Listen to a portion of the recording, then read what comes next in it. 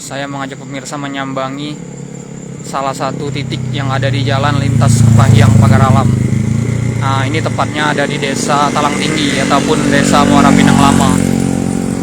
Kami orang sini menyebut kalau lokasi ini sebagai Nyawangan Ayek Pinang. Apa itu Nyawangan? Nyawangan adalah jalan yang tidak berpenduduk di sini, di sampingnya, ataupun jalanan kebun ataupun hutan.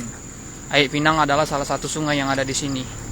Dulu pemirsa, waktu Kabupaten Parlawang masih cukup rawan, Nyawangan Ayek Pinang ini termasuk salah satu lokasi yang lumayan rawan akan begal, ataupun warga di sini menyebutnya rampokan.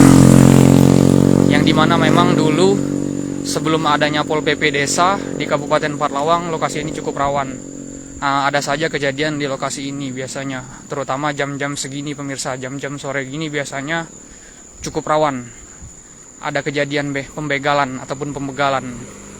Tapi saat ini alhamdulillah pemirsa, semenjak kehadiran Pol PP Desa ataupun Satpol PP Desa di Kabupaten Parlawang, terutama di titik-titik rawan seperti ini, alhamdulillah saat ini Kabupaten Parlawang relatif aman pemirsa.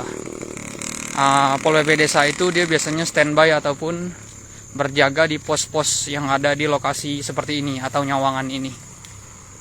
Mungkin untuk warga Parlawang yang sedang nonton, terutama warga Kecamatan Muara Pinang dan Lintang Kanan serta pendopo, sudah sangat tidak asing dengan lokasi ini atau Nyawangan Ayek Pinang ini pemirsa.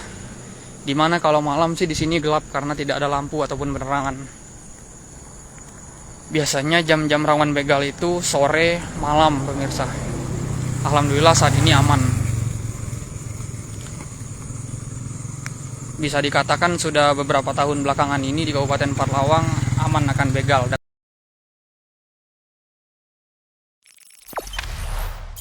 Jangan lupa subscribe, share, komen, dan like ya.